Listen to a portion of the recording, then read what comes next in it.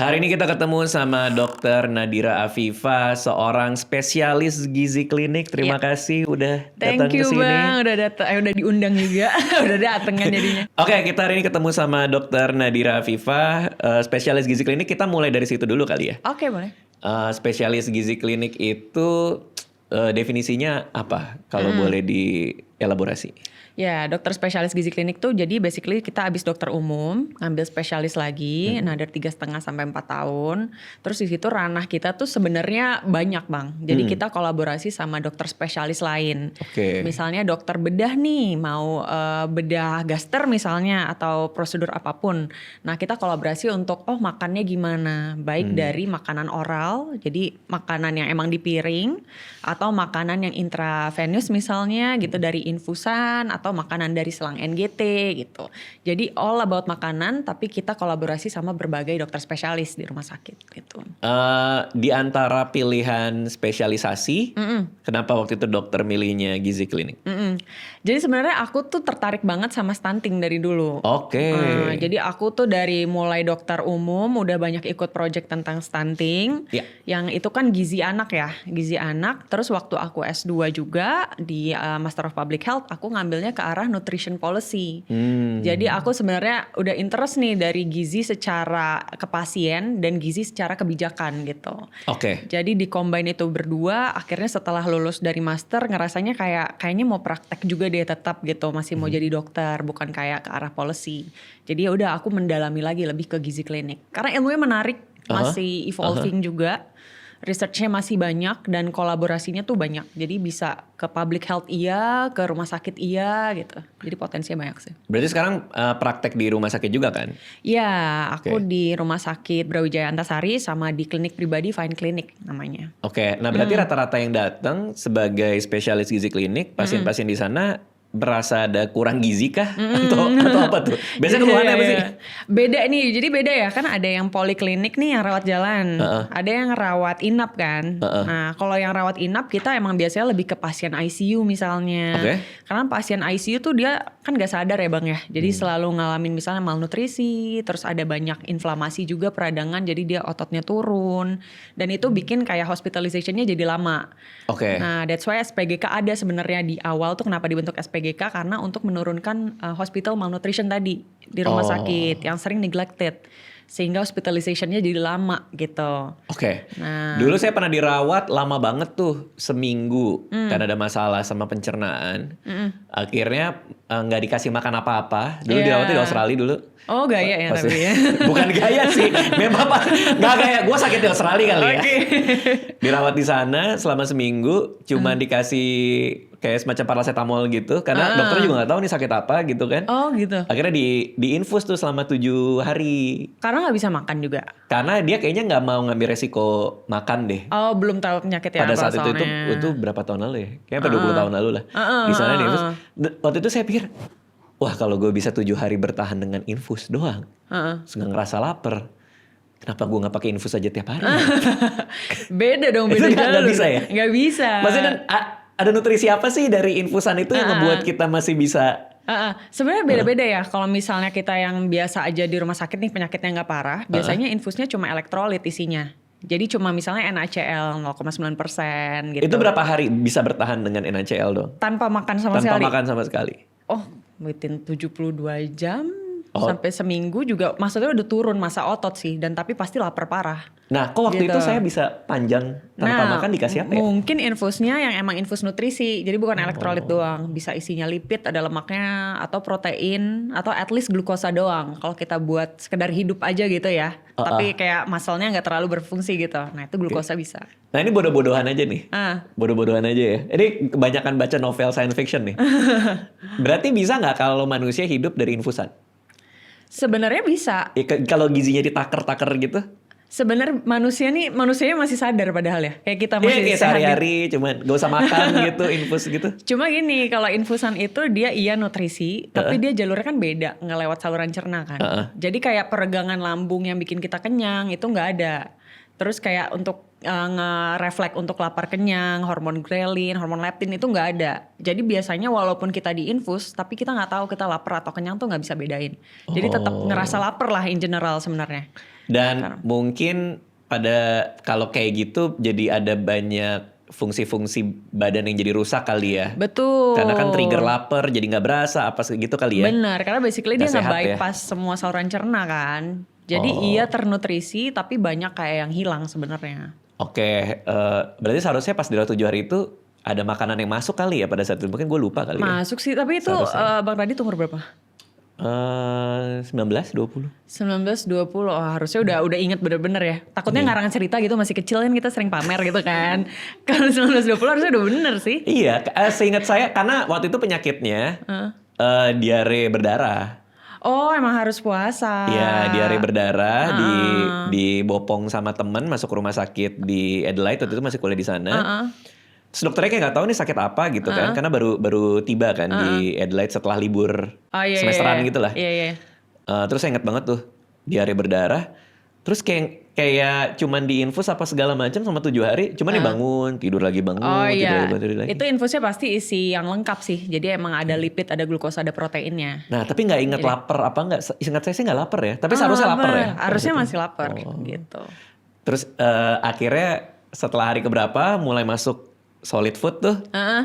Baru akhirnya ya udahlah, udah aman pulang ke rumah, cuma masih keringet dingin. Terus gitu. kayak nggak tahu penyakitnya apa tetap gitu. Sampai hari ini masih menjadi misteri. Sampai hari ini. Tapi nggak kambuh lagi juga kan? Sampai hari ini untuk diare berdarah gitu udah enggak. Oh oke. Udah nggak pernah lagi. Iya. Nah, kalau orang koma dikasih infusan, misalkan ada orang koma yang sampai 3 bulan, 2 bulan gitu kan. Berarti itu dokter gizi klinik menyiapkan infusannya gitu. Betul, jadi kalau koma itu kan di ICU ya. ICU itu dokter penanggung jawabnya anestesi biasanya. Jadi anestesi akan ngatur semua obat, terus cairan. Yang ngasih kendali utama dari anestesi lah. Terus dari kita gizi akan nge-suggest, untuk dari nutritionnya butuhnya infusnya ini gitu. Banyak juga sih yang harus dipantau soalnya. Bukan cuma perkara makanannya masuk, tapi ada resiko juga. Misalnya kalau terlalu cepat masuknya, itu ada refeeding syndrome. Jadi yang kayak tadinya tuh tubuh kita kosong, gak ada nutrisi, tiba-tiba dimasukin makanan terlalu cepat. Nah itu jadi kayak elektrolitnya, terus dari mineralnya nggak sanggup untuk merubah itu jadi energi. Dan akhirnya bisa meninggal juga gitu. Tapi kalau dikasih infusan orang yang koma selama 3 bulan, itu sebenarnya sampai perpetually dikasih masih nggak apa-apa. Sampai 3 tahun pun kalau dia koma 3 tahun dikasih infusan gizi itu pasti aman-aman aja. Kalau emang dari penyakitnya masih nggak bikin dia deteriorating gitu ya, dari gizinya sih nggak ada masalah. Karena banyak banget di RSCM juga aku tuh bisa sampai 6 bulan pasiennya. Jadi di ventilator gitu kan. Iya. Terus tetap ya udah makanan jalan terus gitu. Makanan jalan terus tuh artinya infus atau pakai feeding tube? Tergantung kondisi, either infusan atau feeding tube. Selama saluran cernanya masih intak, sebenarnya kita utamain dari feeding tube dulu. Karena supaya sinyal lapar kenyang tadi, terus fungsi saluran cerna tuh semua masih oke. Jadi kayak fili-fili di usus itu fungsinya masih bagus, lambungnya masih juga renggang gitu. Berarti spesialis gizi klinik tuh banyak berurusan sama yang benar-benar secara klinis harus diurusi ya, bukan cuman hanya ngatur pola makan gitu ya kira-kira. Bener, itu kalau dirawat inap ya. Kalau dirawat jalan baru tuh Bang, kayak pasien obesitas atau bodybuilder atau mau naikin berat badan itu baru. Oke, kita mulai dari obesitas dulu kali ya. Oke. Ini pasien datang obesitas dari BMI udah kelihatan dia berlebihan. Nah biasanya kalau pasien obesitas tuh kan banyak yang ngerasa kayak saya mau ngurangin makan nggak bisa gitu kan. Iya. Nah apa yang dilakukan spesialis gizi klinik biasanya? Aku harus cek komposisi tubuh dulu. Jadi kita ada namanya body impedance analysis lah. Jadi alatnya itu buat ngecek massa ototnya berapa, massa lemak visceral, lemak suputan gitu. Jadi kita tahu nih misalnya BMI-nya ternyata 27 tapi isinya otot semua. Itu sebenarnya oke gitu. Karena berarti dia nggak obes. Karena obes itu definisinya sebenarnya penumpukan lemak gitu kan. Terus kalau udah dilihat ternyata obes beneran misalnya ya kayak lemak visceralnya di atas 10 gitu. Ya udah kita akan lihat dulu dari kayak analisis asupannya. Makannya tuh gimana sebenarnya. Perkara orang obes tuh seringnya mereka meng-underestimate makanan yang mereka makan. Ngerasanya aku tuh makannya dikit dok gitu. Atau kayak aku gak makan nasi sama sekali dok gitu. Tapi misalnya makan donat lah atau kayak gorengan atau anything yang sebenarnya kecil tapi kalorinya banyak. Atau namanya empty food gitu kan. Kita analisis asupan, terus habis itu kita periksa fisik segala macam. Habis itu baru kita lihat nih apakah bisa dengan meal plan aja yang kita atur makannya atau butuh obat. Obat pun banyak sekarang bang. Ada yang obat oral untuk ada appetite suppressor, ada untuk fat blocker, ada juga antioksidan misalnya, atau ternyata butuh suntik yang sekarang mungkin lagi kayak hits gitu ya, berbagai peptide untuk kayak obesitas gitu kan. Itu aman gak sih kayak gitu-gitu? Ada yang memang aman, jadi emang peptide-nya udah approve nih secara FDA, kayak semaglutide itu approve. Tirzepatide mungkin kayak merek O ya kalau sering dengar. FDA itu kan BPOM-nya Amerika lah. Betul, secara global gitu ya. Tapi sekarang banyak peptide yang kayak dijual di gym, di salon gitu yang kayak belum approve FDA sebenarnya. Oh, jadi itu yang berbahaya. Kalau sering dengar namanya retatrutide gitu. Nggak tahu. Sering diperjualbelikan di threads kayak gitu. Itu dari pemerintah ngelarang dong apa gimana? Di Indo harusnya belum masuk. Di luar negeri ada entah kenapa walaupun sebenarnya belum masih phase 3 trial gitu lah, masih research. Tapi udah masuk di Indo banyak. Artinya kalau yang jual itu boleh dilarang sama pemerintah atau malah jadi apa itu kalau dijual Nggak boleh. Gitu? Iya, harusnya ya ada hukuman sih. Ada sanksinya. Ada sanksi sih, jadi nggak boleh. Karena membahayakan gitu loh. Oke. Oke, nah itu untuk urusan orang yang obesitas. Kalau yang underweight juga sering datang kah? Walaupun proporsinya lebih dikit sih, tapi udah mulai sering datang. Karena saya waktu SMA sampai ke rumah sakit ketemu either dokter gizi atau dietitian nggak tahu ya, pokoknya masuk ke rumah sakit dibikinin meal plan karena kurang berat waktu itu. Karena keluarga kelas berapa? 2 SMA. Oh 2 SMA. Kurus banget waktu itu, kurus banget. Akhirnya saya masih ingat tuh menunya tuh roti bakar pakai jam kalau nggak salah. Oh dibikin high kalori banget gitu ya makanannya. Pokoknya ada roti bakar pagi terus apa segala macam. Berarti lazim juga ya kayak orang-orang kayak saya dulu ya yang kurus terus nggak tahu cara naikin berat gitu ya? Iya sebenarnya justru awarenessnya kayak mulai sekarang post covid sih aku rasa kayak wellness interest tuh udah tinggi banget jadi orang bukan mau nurunin berat doang yang naikin atau maintain juga banyak gitu datang ke kita. Oke. Nah kalau dari yang tadi kan dibilang bahwa dokter tertariknya sama stunting dulu. Definisinya apa sih sebenarnya stunting? Stunting itu sebenarnya malnutrisi kronik yang akhirnya konsekuensi yang paling sering kelihatan itu low height for age. Jadi di usia dia terlihat lebih pendek dari teman-temannya. Tapi sebenarnya problemnya tuh jauh beyond the height gitu. Dia tuh masalah malnutrisi, terus kapasitas otak juga nggak berkembang sempurna, terus kayak resiko metabolic disorders di masa yang akan datang, atau dia resiko ngelahirin lagi anak stunting lagi gitu. Jadi makanya jadi concern global dan harus diatasin sekarang gitu. Problem itu mulai dari bayi atau sebenarnya dari konsepsi dari hamil pun juga udah? Sebenarnya dia di berbagai siklus sih. Jadi dia dari pas remaja pun, jadi ibunya waktu remaja misalnya anemia atau malnutrisi berat. Dia akan jadi ibu hamil yang malnutrisi juga. Ngelahirin anak akhirnya berat badan lahir rendah atau prematur gitu. Terus waktu nanti anaknya udah gede di 1000 hari pertama, jadi waktu dari 9 bulan di dalam kandungan sampai 2 tahun pertama, anaknya tuh jauh di bawah kurva yang emang nutrisi baik gitu, status gizinya jelek. Jadi kayak terus-terusan nanti anaknya abis itu jadi remaja anemia lagi, ngelahirin anak gitu lagi. Jadi kayak lingkaran setan gitu. Berarti artinya justru dimulai dari ibunya ketika remaja ya? Benar. Sebelum anaknya stunting, ibunya pas remaja pun juga harus udah diberesin gitu ya? Betul. Jadi makanya sekarang kalau pemerintah ngasih program stunting juga berbagai fase kehidupan gitu. Jadi remaja iya, ibu hamil iya, menyusui iya gitu. Sama balita iya. Sebenarnya makanan apa yang katakanlah seorang calon ibu dari remaja itu harus penuh kebutuhan gizinya kan. Sebenarnya cara paling mudah seperti apa dengan makanan yang mudah kita temui sehari-hari, seperti apa yang cukup gitu untuk memenuhi kebutuhan? Iya, jadi waktu aku tuh kan di NTB dulu ya, juga sempat praktek, terus juga ke NTT itu salah satu daerah yang emang angka stuntingnya gede banget kan. Banyak misperceptionnya itu yang penting kalau udah makan nasi udah gitu kan. Oke. Banyak yang makan nasi pakai kecap udah, atau nasi pakai garam, atau kita pun kayak makan mie instan gitu udah makan. Jadi yang paling utama sebenarnya dan paling minimal itu protein dulu. Terpenuhi protein. Selama nggak ada gangguan ginjal tuh should be 1,2 sampai 2 gram per kilogram berat badan ideal terpenuhinya. Terus abis itu berbagai mikronutrien. Kalau di luar negeri kan udah cukup common tuh makan multivitamin atau dari kayak at least suplemen besi kalau untuk perempuan usia subur kan karena menstruasi kan. Nah di kita tuh banyak yang nggak aware dengan itu. Jadi kekurangan protein iya, kekurangan mikronutrien iya, terutama waktu remaja atau wanita usia subur gitu. Itu yang harus dipenuhin dulu. Oke. Berarti kalau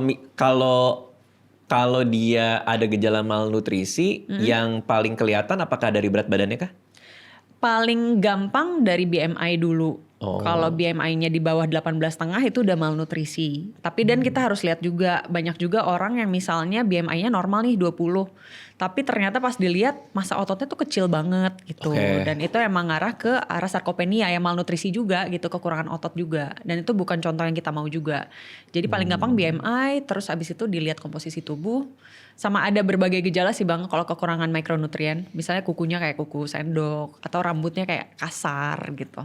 Atau kayak pecah-pecah bibirnya kayak gitu. Itu kelihatan tuh.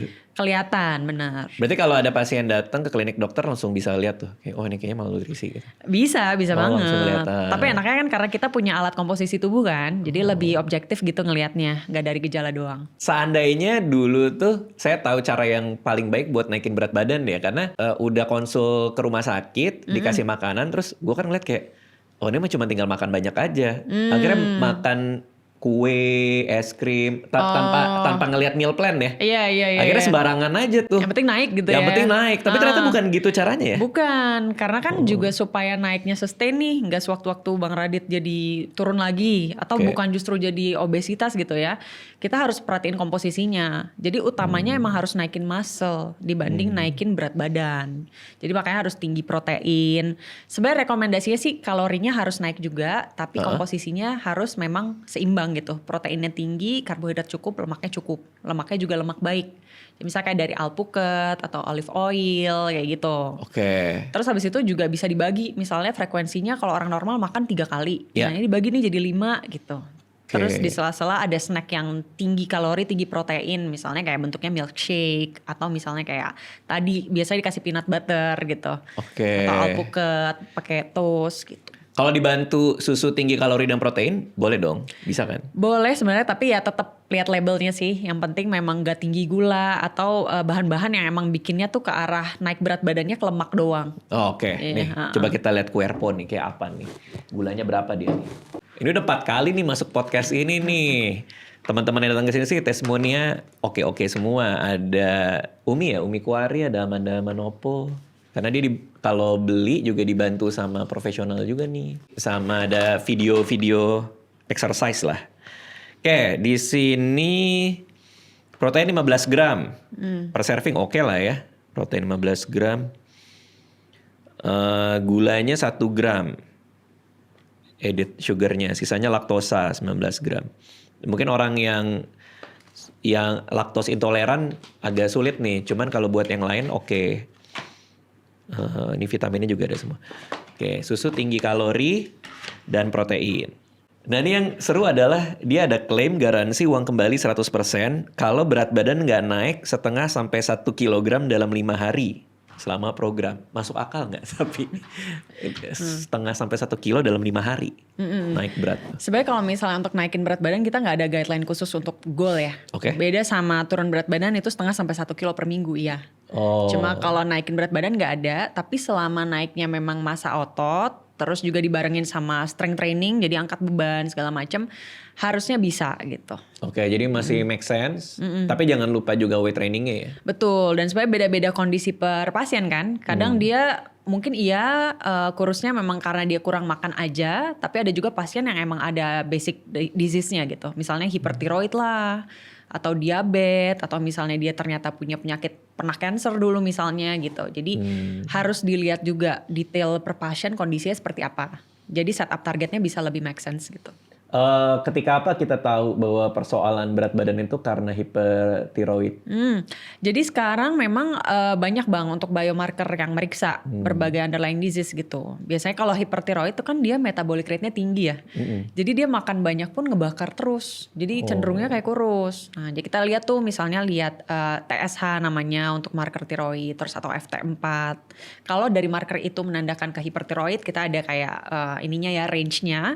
Nah berarti di situ akan lebih challenging. Berarti kita butuh tuh obat untuk nurunin si tiroidnya misalnya. Sebelum kita kayak ngeintervensinya lewat makanan aja gitu. Seberapa prevalensi itu? Kalau dari aku sih sebenarnya misalnya dari 10 orang yang datang untuk naikin berat badan itu sekitar 3 sampai 4 waktu dicek ternyata ke arah hipertiroid. Oh gitu. lumayan juga ya. Ya biasanya mereka kayak udah dari lama tuh nggak bisa naik-naik berat badannya atau kayak deg-degan terus rasanya atau keringetan. Nah itu tuh ke arah tanda-tanda ke sana. Oke. Tapi sisanya ya bisa dengan exercise ditambah sama high protein high dan kalori, high high kalori. protein. Betul. Kalau ini satu serving 450 kalori. 450 kalori itu termasuk tinggi berarti? Cukup tinggi sih. Cukup tinggi. Karena kalau kayak misalnya cewek 60 kilogram, kebutuhan kalorinya berapa tuh supaya naiknya masih make sense buat dia? 60 mau dinaikin lagi gitu ya? Iya. Oh 60 naikin lagi, ya kita sebenarnya ada hitungannya sih kalau untuk detailnya ya. Kayak untuk spesifik kalorinya berapa, tapi gampangnya kayak dikali 30 kilokalori lah. Jadi misalnya 1800 itu yang normalnya dia untuk maintain, terus dinaikin lagi sekitar 2100 misalnya. Naikin 300 sampai 500 kalori. Oh. Gitu. Boleh nggak kalau misalnya saya pengen cepat banget naik, ya udahlah gue surplusnya 2000 kalori aja gitu. Nah itu tuh kayak misalnya Hugh Jackman gitu kan, kalau dia lagi pengen ada peran baru terus mau bodybuilding gitu, dia akan naikin sampai 6000 kalori bahkan. Buset. Tapi itu bergantung sama jumlah otot kita sebenarnya bang. Kalau misalnya ototnya sedikit, otot kan yang ngebakar terus ya. Kalau kita too much dibandingin otot, kemampuan otot ngebakar ya naiknya juga akan terlalu besar juga. Jadi harus lihat komposisi tubuh emang di awalnya gitu. Kalau exercise-nya secara proporsi lebih baik banyak di weight training atau di cardio? Untuk naikin berat badan Untuk naikin berat badan. Kalau untuk exercise dua-duanya iya, tapi yang lebih heavy di strength training. Jadi emang harus kayak at least 2 kali seminggu ya kalau untuk dari WHO. Tapi kalau kita mau naikin berat badan bisa 3 kali seminggu dengan ya itu progressive overload. Jadi dinaikin terus bebannya. Terus kalau repetisinya misalnya udah terlalu banyak sampai 15 ya udah bebannya dinaikin. Jadi repetisinya turun. Tapi intinya kayak selalu menginjus muscle kita untuk kerja yang lebih berat. Gitu. Tapi kardio itu wajib buat semua orang. Mau turunin berat badan, mau naikin itu wajib. Tapi kalau untuk yang naikin berat badan berarti tujuannya nggak fat loss gitu ya. Cuma untuk kesehatan jantung aja. Gitu. Itu kita harus 150 sampai 300 menit per minggu kalau kardio. Harus yang sifatnya lari kah atau jalan kaki cepat masih bisa atau gimana? Sebenarnya bisa di incline walking aja sih bang. Oh boleh? Ya, jadi kayak memang jalan aja tapi dengan speed yang memang kita heart rate-nya bisa di zona 2 gitu ya. Sekitar 140 terus incline gitu. Oh itu udah cukup lah ya? Udah cukup. Karena aman buat sendi juga gak sih kayak gitu? Bener, terutama kalau yang orang obes ya. Karena lari yang semua yang hentakan kita gak akan saranin. Jadi incline walking aja. Oke, nah ini 15 gram protein di Querpo ini. Kebutuhan protein tuh sebenarnya gimana? Buat biar cukup untuk naikin berat? Misal Bang Radit beratnya berapa? Sekarang 66. 66 tingginya? 166 juga. 166 juga. Umur udah 40 belum sih Bang? Hah? Ini penting buat aku ngitung soalnya. Iya emang penting sih buat kita semua. 42. 42. Oh, berarti sekitar berat badan idealnya kalau yang by teori ya, nggak harus diikutin, itu di sekitar 60 lah. Jauh banget. Di sekitar 60. Ini untuk hitung-hitungan doang. Harus nurunin 6 kilo gue. Enggak, nggak perlu. Oh, enggak. Kalau di cowok kita nggak relevan pakai itu. Ini untuk ngitung proteinnya. Oke. Jadi 60 selama Bang Radit nggak ada gangguan ginjal bisa dinaikin sampai 2 kali lipat dari berat badan ideal. Jadi misalnya 120 gram per hari gitu. Gambarannya satu telur tuh 7 gram proteinnya. Jadi satu bisa telur 7 gram berarti minum ini sekitar 2 telur. Tapi itu pun masih jauh sebenarnya. Betul. masih harus nambahin. Banyak bener ya. Ya, tapi kan kita nggak makan telur doang kan. Kan makan ayam, di Kalau nasi ayam juga. dada. Kalau ayam kita hitungannya per gramasi ya. Kalau 40 gram ayam itu 7 gram juga proteinnya. Buset, udah pegel ngunyahnya itu padahal. 40 gram kecil sih tapi ayam tanpa kulit ya. Iya ya, artinya kalau dikali 3 aja kan 120 kan. Lumayan. Gitu. 130 gram ayam untuk dapetin 21 gram protein. Bener gak? Ya 120 gram. Pegel sih. Pegel. Ngunyahnya pegel sih. Iya makanya biasanya telur ya kalau pasienku sih banyak maunya. Atau ya kayak susu tadi. Susu Iya tinggi protein. ini kalau 3 kali udah dapat 45 sih. Cuma Lumayan. kalorinya gede banget bang. Nah kalorinya 450. Jadi idealnya sih harusnya dijadikan snack aja sih. Jadi 1-2 kali sehari. Bener, makanya buat Querpo pagi malam masih oke lah. Masih sih, karena udah dapat 900 kalori. Pagi malam 900 kalori, 30 gram, baru sisanya makan dengan ngitung yang bener. Betul. Oke. Tapi memang susah banget ya memenuhi kebutuhan protein ini ya? Lumayan susah dan gak jadi attention orang sih bang sebenarnya. Banget sih. Terutama perempuan ya. Karena kan kita kadang mikirnya yang penting kayak langsing gitu, slim kan. Tapi ternyata banyak yang skinny fat gitu. Lemaknya tuh banyak, terus ototnya kecil. Tapi beratnya kecil juga. Jadi gak kelihatan kalau dia tuh sebenarnya kayak apa ya fatnya banyak gitu nggak kelihatan. Nah itu mostly karena ngurangin makan gitu, cuma makannya ya udah jadinya karbo doang atau kayak lemak doang, proteinnya nggak terlalu diperhatikan gitu. Padahal protein tuh lebih kenyangin ya? Iya benar. Kan lama kan kenyangnya tuh. Benar, dia paling lama bikin kenyang, paling susah juga dibakar sama badan kita. Jadi by makan protein aja kita udah ngeluarin kalori sebenarnya.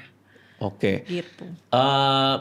Kalau kenapa banyak orang bilang kalau mau nambah protein tuh selain susu misalnya, itu kan makan dada ayam, tapi jangan pakai kulitnya. Emang kulitnya kenapa? Kulitnya lemak doang bang isinya. Jadi kalau misalnya kayak makan ayamnya doang, kalau 40 gram nggak pakai kulit ya, itu cuma kalorinya sekitar 75 kalori. Tapi kalau udah pakai kulit bisa 175, bisa 200. Apalagi kulitnya digoreng kan pasti. Kenapa lu senyum-senyum sih? Makan kulit ya? Ngerasa diomongin ya? kulit kriuk kulit lagi ya. Kulit Berarti digoreng. kalau makan sate kulit, pakai saus kacang, terus kasih telur yang kecil-kecil itu tuh. Telur puyuh ya? Telur yang belum jadi itu tuh. Telur muda kan ada tuh yang jual di sini nih. Oke. Itu kalorinya ampun-ampunan ya? Saus kacangnya juga kayak banjirin gitu ya? Banyak, kadang gini. Minta jadi minuman gitu ya? Saus kacangnya ya penuh. Iya banyak bang. Berapa satu tusuk tuh? Sate kulit ya berarti Sate kulit dengan telur muda. Bisa totalnya satu itu ya? 600-700 tuh bisa lah. Set. Makanya aku gak ngerti kenapa ada orang mesen sate kulit. Kok ada yang jual sate kulit gitu? Kok ada yang jual sate kulit maksudnya? Ya karena kan gak ada. Enak gitu. Emang enak banget itu. Bukan kayak lembek-lembek gitu ya jadinya? Enak banget. Enak ya? Enak banget ya sate kulit ya? Enak banget. Jujur lagi ya. Apalagi brutu. Brutu apa? Pantatnya. Astaga ada aja Ya kan makanan pantat orang kan, ya? pantat ayam. Oh. Emang gak makan dok? Aku baru tahu nama brutu justru. Oh, sate ada kan sate brutu kan? Ada. Tuh katanya kolesterolnya lumayan ya? Kayaknya ya. Oh dokter gak makan kayak gitu ya? Kalau sate iya, kalau sate kulit enggak sih. Sebelum atau sesudah jadi ini spesialis gizi? Atau dari dulu? Dari sebelum aku gak suka sate kulit. Tapi kayak kalau kulit di crunchy ayam-ayam goreng gitu aku suka dulu. Sekarang kayak intentionally membatasi gitu. Apakah setelah jadi spesialis gizi klinik jadi banyak makanan yang secara otomatis dihindari? Bener. Oh iya? Iya. Karena tahu kenyataannya? Karena tahu kenyataan, tahu teorinya. Ditambah biar gak hipokrit juga bang kalau jelasin ke pasien kan. Sendirinya makan gitu. Terus harus maintain kayak yang porsi yang sehat juga kan badannya. Supaya pasien bisa trust juga. Sama kayak dokter kulit harusnya gak jerawatan kan. Dia berusaha bersih kan. Ya begitulah dokter gizi juga. Coba berusaha gizi baik gitu. Hari ini. Ini hari Rabu. Aduh makannya lagi gak bener hari ini. Apa yang terjadi hari Rabu ini? Pagi makan apa? Pagi karena mbakku lagi gak ada. Jadi aku makan nasi dengan teriyaki chicken tadi. Jam berapa nih? Jam 6:30 lah. Sarapan nih berarti ya? Anak, iya. Masak sendiri kah atau beli? Beli. Oh, beli di luar. Ditambah ada sayur kayak salad gitu. Tapi gak pakai mayo. Oh, nasinya nasi apa? Nasi putih. Oh, nasi putih biasa? Nggak pakai nasi porang, nasi merah? Enggak, aku nggak selalu nggak menyarankan itu sih kalau emang bukan bagian dari gaya hidup ya. Oh, ya, kenapa? Yang gampang aja. Karena sebenarnya secara kalori nggak banyak juga bang bedanya. Terus kayak mungkin bedanya dia lebih ngenyangin kalau kayak nasi merah karena seratnya lebih banyak. Tapi kalau nggak bisa lifetime dengan itu, ya kalau misalnya cuma program doang bisa kayak gitu, mendingan nggak usah. Yang sustainable aja. Oke. Gitu. Nasi putih berapa? 1 cup kah? 1 genggam? Sekitar kayak 6 sendok makan lah. 6 sendok makan. Sayur?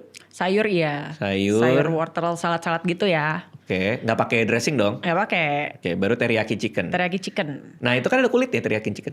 Iya itu makanya aku bilang hari ini lagi gak bener. Gak ada ya nggak apa-apa juga, nggak apa-apa kan? Tapi biasanya aku sourdough. Yang jadi andalan aku sourdough. Tepungnya? Bisa sarapan.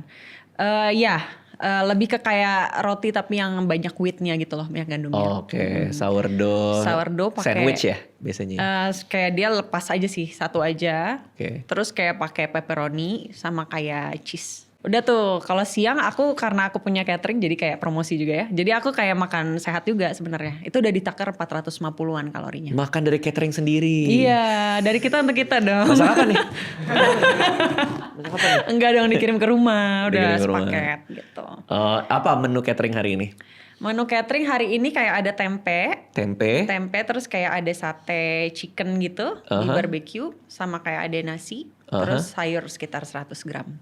Oke, itu tadi siang? Tadi siang.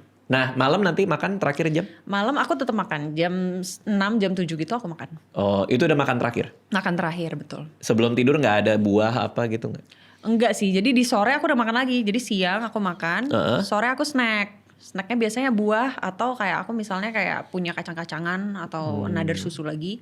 Malam baru aku makan utama lagi. Karena kacang itu protein juga ya? Betul, ada kacang yang tinggi fat, ada yang tinggi protein. Tapi selama nggak digoreng gitu, cuma dipanggang gitu nggak masalah. Oh, lentil bagus nggak? Lentil soup? Boleh aja. Itu kan fibernya tinggi juga tuh. Betul, jatuhnya fiber ya jadinya kalau itu. Nah itu buat maintain weight berarti? Bener. Sekarang ini apa maintain? Maintain. Oh, nggak ngurangin berarti? Lagi nggak ada tujuan itu sih. Sebenarnya aku mau recomposition sih bang. Aku ngerasa kayak BMI ku cukup gitu. Tapi ototnya tuh masih kecil. Lemaknya masih lebih. Jadi aku mau recomposition doang. Tapi beratnya sama. Gitu. Karena jarang weight training kah atau? Ya tapi mostly karena ini sih makanannya sih. Makanannya masih yang kayak kalorinya kecil tapi komposisinya tuh aku sadar ternyata proteinnya tuh belum cukup gitu. Kalau weight training baru mulai juga sekarang. Repot juga ya karena dulu tuh ketika kita mau cutting kalori di pikiran saya tuh ya selama dapatnya misalnya katakanlah kita maintain di 1800 berarti kalau mau cutting tuh di 1400 ya udah 1400 gue isi aja apa aja tapi ternyata nggak kayak gitu ya. Nggak gitu sih bang. Dan banyak makanan yang tinggi kalori tapi tidak tinggi protein. Banyak banget. Oke, makanya mending kayak ini kan 450 kalori dapat proteinnya 15, oke nih lumayan nih. Dan gulanya juga cuma 1 gram ya. Berarti itu sehari-hari. Ada hari, ini paling susah nih.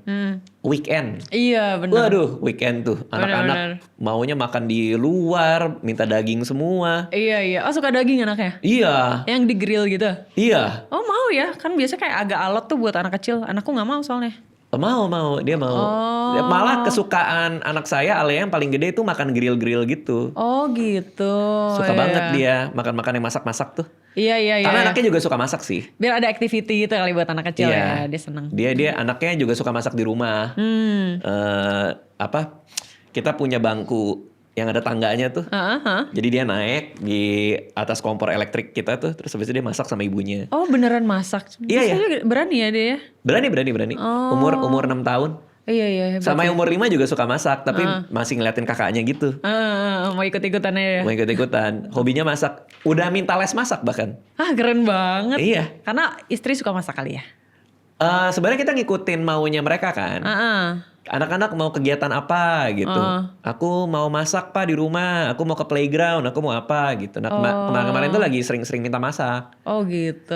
Mau masak apa? Masak mochi, masak ini, masak itu gitu. Oh ribet juga ya. Jadi kita ngikutin ini. Kerja di catering aku gak mau.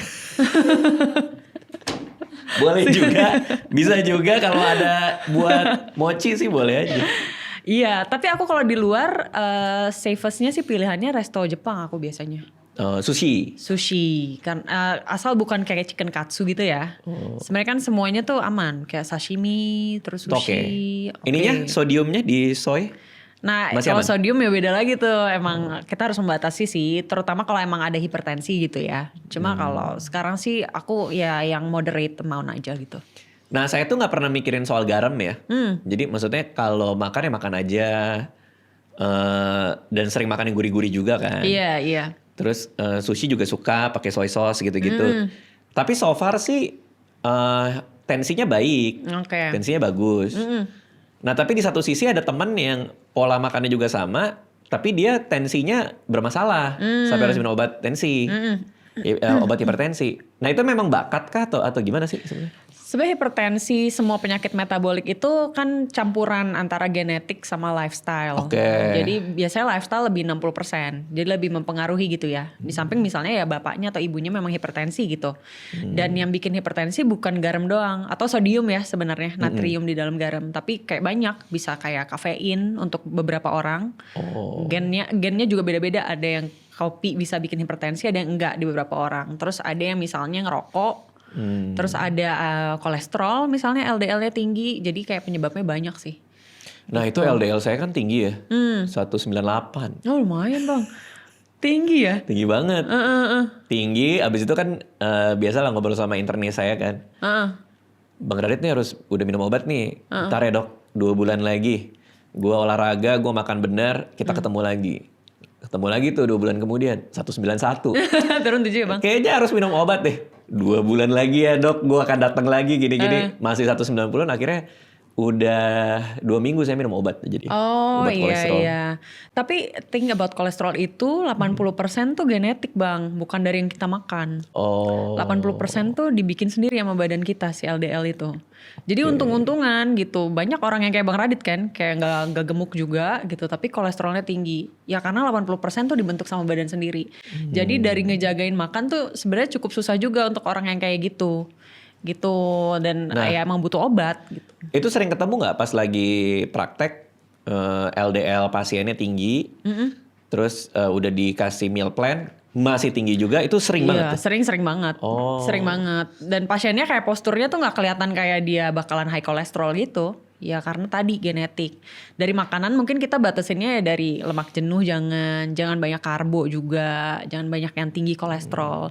Tapi misconceptionnya sering jadi kayak orang ngebatasin tuh kayak makan kuning telur gitu kan, dibatasin. Padahal sebenarnya impact dari dia gak sebesar itu buat ke LDL kita. Iya itu banyak juga yang bahas tuh, bahwa kuning telur itu ternyata tidak gak sebahaya itu gitu kan? Itu ya.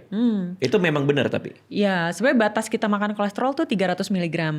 Di kuning telur tuh sekitar 200 lah. Jadi kayak kalau di precise-nya 1,5 kuning telur tuh masih aman sehari sebenarnya. Oh, berarti batasnya itu 1,5.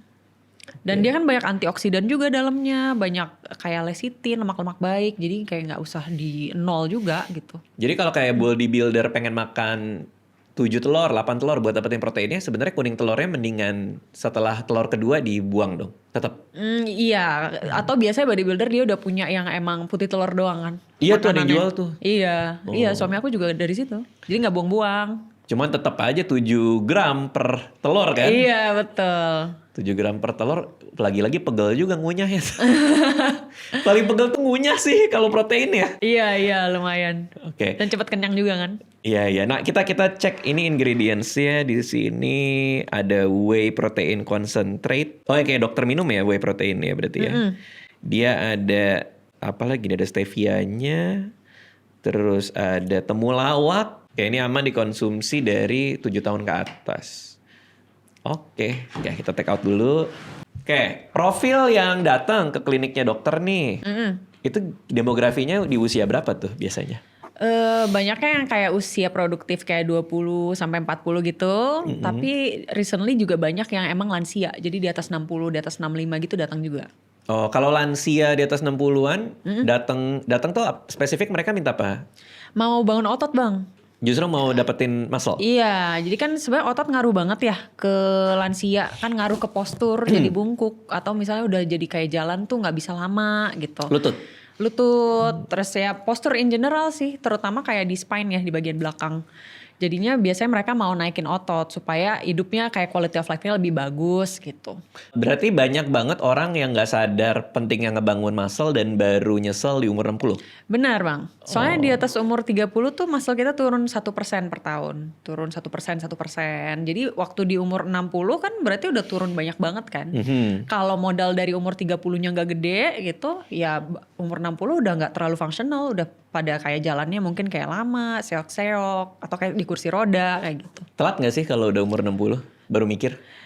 Ya sebenarnya better dari umur 30, tapi bukan kayak berarti nggak mungkin juga gitu, daripada nggak sama sekali kan. Cuma kan emang kalau udah umur 60 kan kita udah, kalau perempuan udah menopause juga ya, hormon estrogennya juga udah rendah, jadi emang build muscle lebih susah gitu. Berarti penting banget ya untuk build muscle dari saat ini juga. Bener Bang, coba kasih tahu Bang, keluarga Bang.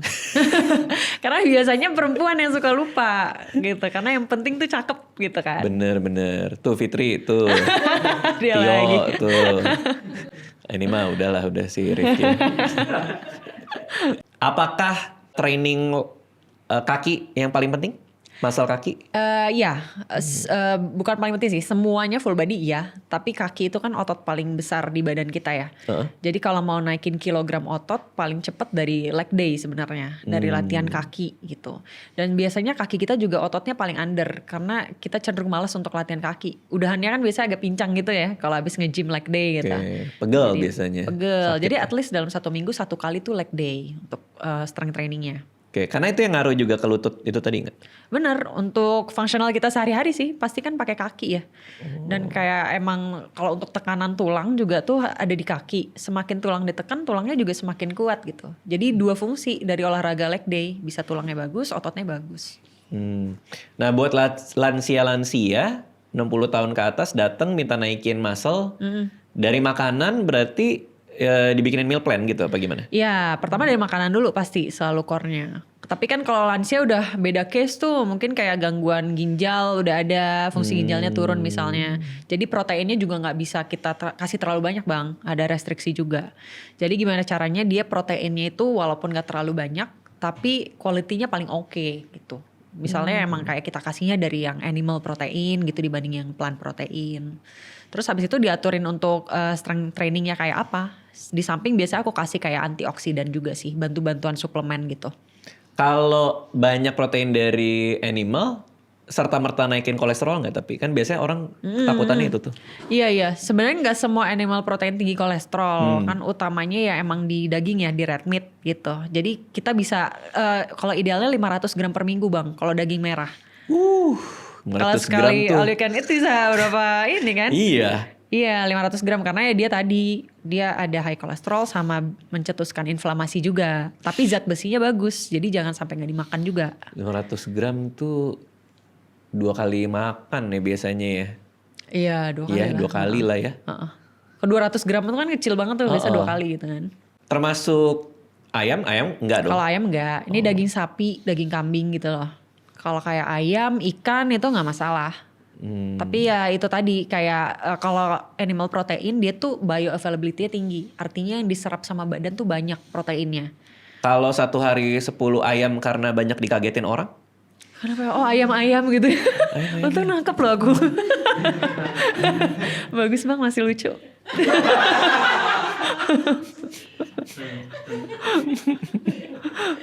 Oke. Berarti kalau ayam boleh ya, tidak terhingga lah ya? Boleh aja gak masalah. Bebas lu makannya tuh ayam sekuat rahang lu gitu ya? Iya gak masalah. Cuma kadang tuh orang kayak makan protein doang gak makan karbo gitu tuh gak bisa juga. Gak boleh juga? Gak boleh juga. Karena kan otak kita tuh cuma bisa pakai karbo Bang. Jadi kalau gak ada karbo dia agak ya lemot-lemot dikit gitu. Nah kalau misalnya, ya paling susah kan adalah konsistensi kan? Benar. Gimana cara bikin semua plan ini menjadi gaya hidup ya? Itu susah banget tau. Susah sih. Makanya kita bikinnya personalized gitu Bang. Jadi emang ditanya per pasien kebiasaan makannya gimana. Misalnya ada kayak dia harus selalu ngopi nih gitu. Ya jangan juga di-eliminate kopinya kan. Kayak seberapa lama dia bisa bertahan tanpa kopi kan. Bener, itu bener. Jadi kayak ya misalnya diakalin kopinya misalnya pakai low fat milk. Atau kayak dijatahin kopi yang biasa kamu minum berapa kali seminggu. Terus dan americano berapa kali seminggu gitu. Terus juga tadi misalnya kayak nasi. Aku kayak nggak akan ekstrim minta dia pakai shirataki gitu atau nasi merah kalau dia nggak bisa mempertahankan itu long term. Jadi ya udah nasi putih aja, tapi ya kita akalin berarti seratnya dari sayurnya akan banyak 300 gram per hari gitu. Terus kayak aku banyak ngajarin juga sebenarnya untuk makan di luar tuh kayak gimana ngenyiasatinnya. Karena aku tahu pasien kan susah kan kalau ngantor gitu kan kayak ya susah dia mau ngikutin gramasi meal plan. Jadi ya biasanya aku ajarin juga siasatnya tuh kalau di luar makannya gimana. Kalau di pesan online kan suka dihitungin kalorinya. Itu akurat nggak sih sebenarnya? Kayak restoran-restoran kan ngasih tahu nih kalorinya sekian. Iya. Sebenarnya sih tergantung masing-masing restoran ya. Cuma kayak beberapa yang aku cek sih kurang akurat sebenarnya. Oh iya, dikecil-kecilin. Ya ada yang ya mungkin salah hitung aja gitu. Kayak biasanya kan pasien udah bisa recheck juga dengan AI ya sekarang kalau ngitung kalori doang. Bener-bener, saya juga sering tuh. Iya. Foto hitungin kalorinya gitu. Boleh juga sih recheck gitu walaupun AI juga nggak 100% benar gitu. Betul. Tapi ya mendingan daripada mikirin kalori itu yang penting kayak kita tahu aja nih kayak proporsinya sama komposisinya udah oke belum gitu. Terlepas kalorinya precisely bener atau enggak gitu. Karena kita nggak tahu minyaknya pakai apa gitu kali maksudnya. Bener, nggak tahu. Kadang kayak jualan ayam bakar nih, tapi udah digoreng dulu bang, terus dibakar biar kriuk gitu. Ada juga. Oh iya juga. Iya banyak. Berarti memang ini semua butuh konsistensi. Betul. Gimana caranya supaya apapun yang kita mau ya, either nurunin berat atau naikin berat, itu bisa jadi bagian dari gaya hidup. Benar, dan plannya realistis gitu ya dibikinnya. Ya misalnya kalau misalnya makan terus minum Querpo 2 kali di sela-sela, ya gimana cara itu sustain gitu kan? Untuk tujuan naikin berat badannya gitu. Ya untuk tujuan naikin berat badan. Ya gimana caranya jadi sustain gitu. Kalau pasiennya datang butuh ini gak sih? Apa? Kayak pasangan yang ngertiin juga, support system yang ini. Kan kadang-kadang pasangan juga menjerumuskan tuh. Bener-bener. Aku paling seneng banget kalau datangnya suami istri. Oke. Karena kan mereka sebenarnya di rumah akan homemade mealnya tuh bareng gitu kan. Jadi kalau istrinya doang yang program, suaminya nggak ikutan tuh susah gitu. Jadi butuh diedukasinya tuh berdua supaya sustain juga tadi gitu. Terutama tuh yang datang ke aku suami istri biasanya mau IVF bang. Jadi ada tujuan yang khusus emang mau bayi tabung. Bayi tabung. Jadi lebih enak edukasinya, mereka punya goal yang jelas gitu. Tapi kalau misalnya nggak ada goal jelas biasanya agak susah sih emang. Berarti kesulitan untuk punya anak itu juga dipengaruhi dari berat badan? Betul, dari masa lemak sebenarnya. Oh. Dari masa lemak dan masa otot balik lagi. Semakin banyak lemak, semakin susah punya anak? Betul, paling gampangnya misalnya visceral fatnya tinggi ya. Visceral fat itu kan lemak yang di dalam organ. Jadi nempel ke hati gitu kan atau di perut. Nah kalau visceral fat tinggi itu estrogen tinggi bang. Estrogen tinggi jadi telurnya tuh nggak kayak banyak tapi nggak ada yang matang nih. Jadi yang susah. PCOS itu bukan sih? Iya atau namanya PMOS ya sekarang baru ganti. PMOS. Nah itu tuh yang susah untuk kayak punya anak. Di samping kayak misalnya ada mikronutrien yang kurang gitu. Kayak folatnya kurang atau zat besi kurang. Nah jadi biasa dari Opjin udah banyak juga bang yang konsul ke SPGK untuk dibenerin dulu. Oh berarti multi problem ya, maksudnya multivariabel ya? Multivariabel. Biasanya mereka akan ke spesialis androgen juga, ngecek hormon gitu. Banyak. Untuk tahu visceral fat kita, apakah butuh USG organ kah atau gimana? Supaya tahu, kan nggak kelihatan di luar kan pasti? Dari body composition sih bang. Oh. Kalau paling gampang di rumah sebenarnya pakai lingkar perut. Kalau cowok batasnya 90, ke cewek 80. Oh iya tuh saya kemarin ngukur tuh. Berapa? 88. Oh ya masih cakep dong. Tapi hampir kan 2 cm lagi kan? Itu abang kurang-kurangin ya tadi? Enggak sih. Oh enggak bener ya? Curiga banget kayaknya. Kayak ngepas banget gitu. Ya 88 ya? Pakai ini. Pakai meteran jahit. Ah iya pakai itu aja Di bener. rumah ada meteran jahit kan. Ya udah minta mbak ambilin. Sudah aku ukur. Karena kan abis USG perut sempat ada fatty liver soalnya. Oh iya. Grade 1. Terus masih katanya bisa. harus Ini ngurangin. Bisa ya? Masih bisa ya? Masih bisa. Oh. Ya jadi paling gampang pakai lingkar perut. Tapi yang objektif pakai tadi body composition itu bang alatnya. Jadi situ bisa lihat. Kalau timbangan di rumah yang dipegang gitu akurat gak sih? Sebenarnya tuh agak complicated bang, karena kan dia butuh kayak multipolar frekuensi gitu-gitulah. Jadi tekniknya supaya dia bisa menilai masing-masing segmen tuh benar untuk masa otot, masa lemaknya.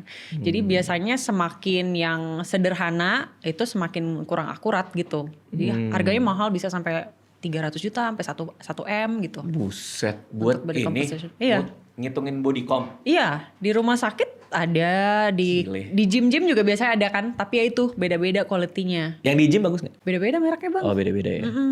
Cara tahu tuh bagus apa enggak dari seberapa kompleks cara dia ngitung?